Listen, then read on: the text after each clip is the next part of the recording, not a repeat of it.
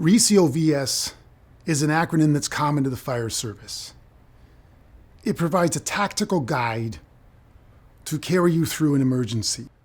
Now, we understand that in the residential setting, when members of the fire service are being shocked, most of those shock injuries are actually coming during or after overhaul.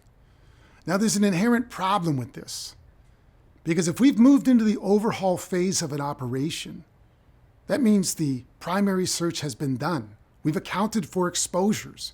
We've confined the fire and largely extinguished it. The problem with being shocked after that is the emergency is over, and now we're getting injured. So to account for this, to stave this off, we're asking for a tactical pause between extinguishment and overhaul. Overhaul will now be broken up into two distinct and chronological phases.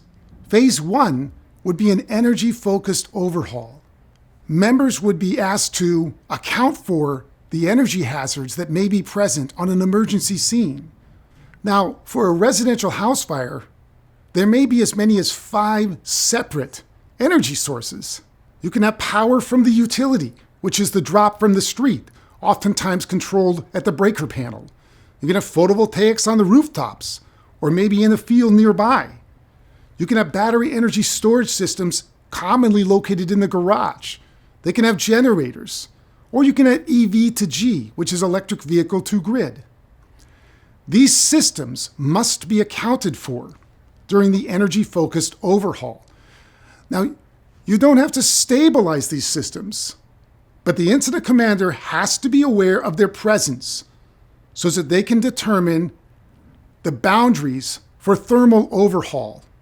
Now, another item that gets addressed during the energy-focused overhaul is lithium-ion batteries from devices and tools and toys and such should be removed from the home.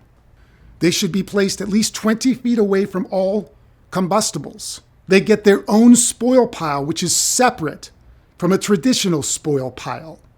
After this is when thermal overhaul considerations are determined by the incident commander.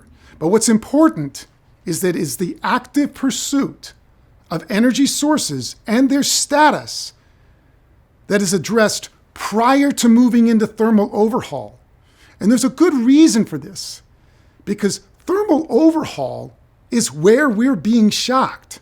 It's happening when we're using tools that are pulling apart walls and stuff like that. If we've stabilized these energy sources, if we've accounted for them, then we can move into thermal overhaul more deliberately, but more importantly, safely.